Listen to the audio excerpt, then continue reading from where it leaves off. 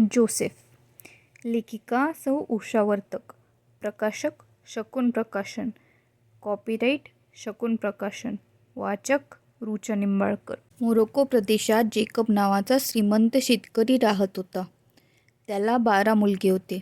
11वा मुलगा जोसेफ त्याचा विशेष आवडता होता. त्यामुळे इतर भाऊ जोसेफचा हेवा करत असत. जोसेफ इतरांपेक्षा हुशार होता. तो बापाला हिशोब लिहिण्यात मदत करत असे. जेकबने एकदा जोसेफला एक छान कोट बक्षीस दिला. त्याचे भाऊ शेतावरून परत आल्यावर त्याने तो त्यांना दाखविला. ते भाऊ दमून भागून आले होते, त्यामुळे त्यांना ते आवडले नाही व त्यांनी त्याच्याकडे दुर्लक्ष केले. तो नाराज झाला. दुसऱ्या दिवशी तो त्यांच्याबरोबर शेतावर कामाला गेला.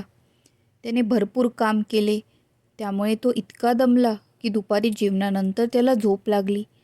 कामाची वेळ होताच भावांनी त्याला उठविले व कामाला लावले. पुढे काही दिवसांनी जेकब जोसेफला म्हणाला, तुझे भाऊ मेंढ्या घेऊन दूर गेले आहेत. तू जा व त्यांना कशाची जरुरी नाही हे पाहून ये. जोसेफ गेला. त्याला पाहून त्याच्या भावांना त्याचा हेवा वाटला. त्याने विचारले, काही मदत पाहिजे का? त्यांना त्याचा राग आला होता. त्यांनी त्याला मारायचे ठरविले. त्यात रुबेन नावाचा भाऊ होता. त्याला मारामारी पसंत नव्हती, म्हणून तो रागाने निघून गेला. जोसेफ जवळ येताच इतर भावांनी त्याचा कोट काढून घेतला व त्याला एका विहिरीत टाकून दिले. विहिरीत पाणी नव्हते, पण वर चढून येणे कठीण होते. सर्व भाऊ त्यांचे जेवण शिजवू लागले. जोसेफला जेवणाचा वास येत होता, पण विहिरीतून वर येता येत नव्हते. जेवण तयार झाले.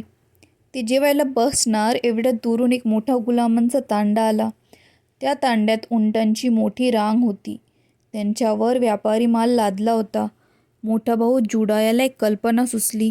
तो इतर भावांना म्हणाला, जोसेफला घालवायला ही छान युक्ती आहे.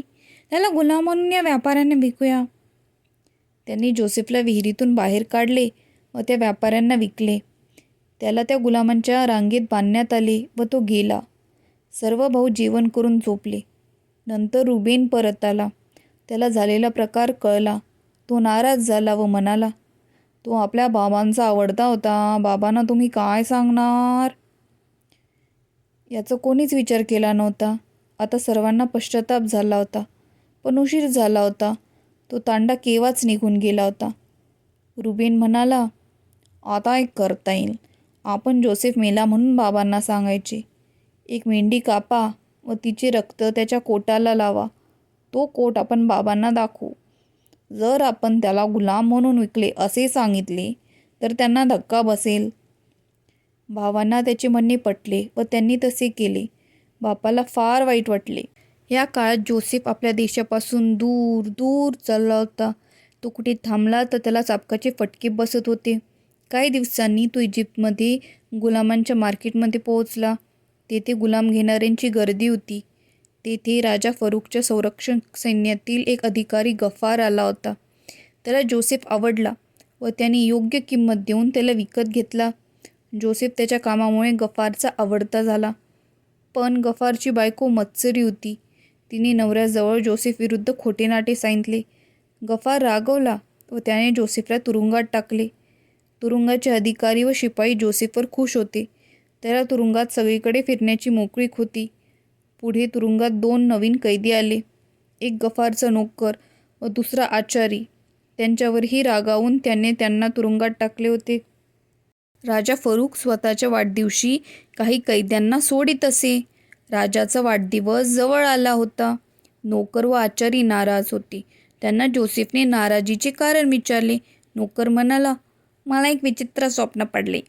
मी एक द्राक्षाचा मेल पाहिला. त्याच्या 3 फांद्या द्राक्षांच्या घडांनी भरल्या होत्या. मी द्राक्षे खोडून त्याने एक ग्लास भरला. एवढ्यात मला राजा फरूक दिसला. मी त्याला तो ग्लास दिला. तो खुश झाला. मग मला जाग आली. या स्वप्नाचा अर्थ काय? जोसेफ म्हणाला, ह्याचा अर्थ 3 दिवसात तुझी सुटका होऊन तुझे काम तुला परत मिळेल. आचारी म्हणाला, माझ्या स्वप्नाचं काय? मी एकावर एक 3 टोपल्या घेऊन शेतातून जात होतो. वरच्या टोपलीत मोठे मोठे पाव होते. एवढ्यात पाऊस आला. मी बाजूला गेलो तर पक्ष्यांनी झडप घालून पाव पळवले व मी जागा झालो.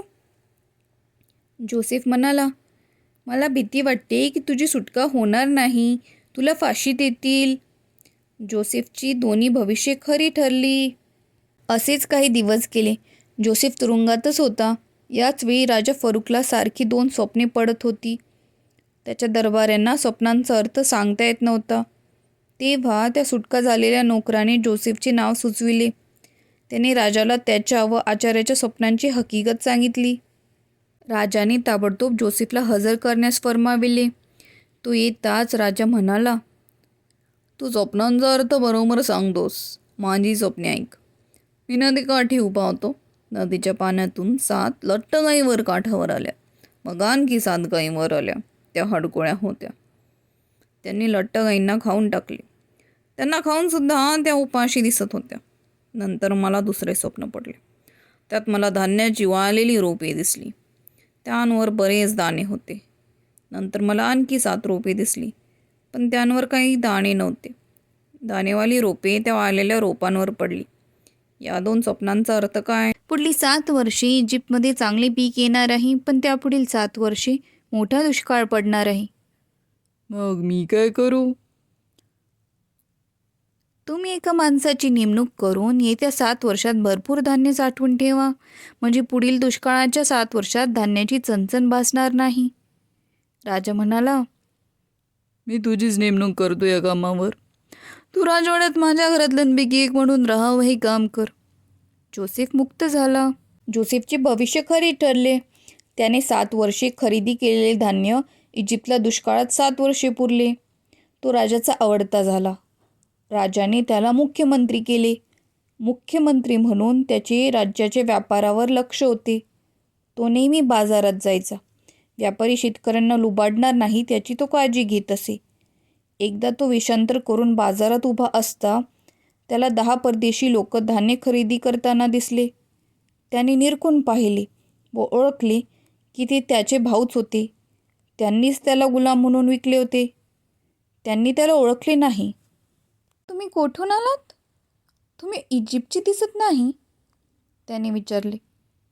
ते म्हणाले, आम्ही मोरोक्कोहून आलो. आपल्या वडिलांचे नाव काय? आम्ही जेकबची मुलं आहोत. पण जेकबला 12 मुलगे होते ना? होय महाराज. धाकटा बेंजामिन घरी वडिलांजवळ आहे व एक वारला. त्यांनी अजून त्याला ओळखले नव्हते.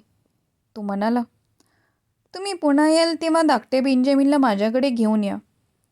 ते परत जाण्यापूर्वी त्यांना त्याने जेवून घातले व पैसे दिले आणि एका भावाला सायमनला मागे ठेवले. ते परत गेले व त्यांनी त्यांच्या बाबांना सर्व हकीकत सांगितली. जेकब बेंजामिनला पाठवायला तयार नव्हता, पण त्यांना आणखी धान्य आणायची जरुरी निर्माण झाली म्हणून ते परत इजिप्तला आले. जोसेफच्या एका नोकराने त्यांना पाहिले व तो त्यांना जोसेफच्या महालाकडे घेऊन गेला. ते घाबरले. त्यांचे चांगले आगत स्वागत करण्यात आले. त्यांना आश्चर्य वाटले. त्यांना मुख्यमंत्री जोसेफपुढे उभे करण्यात आले. धाकटा भाऊ बेंजामिन याला पाहून जोसेफला रडू कोसळले. तो थोडा वेळ आत गेला व अश्रू पुसून नंतर बाहेर आला. सर्व भावांनी त्याला वाकून मुजरा केला. त्याने त्यांना मेजवानी दिली व नजराणे दिली. ते आनंदाने परत गेले. ते थोडे अंतर जात नाहीत तोच सैनिकांनी त्यांना पकडले.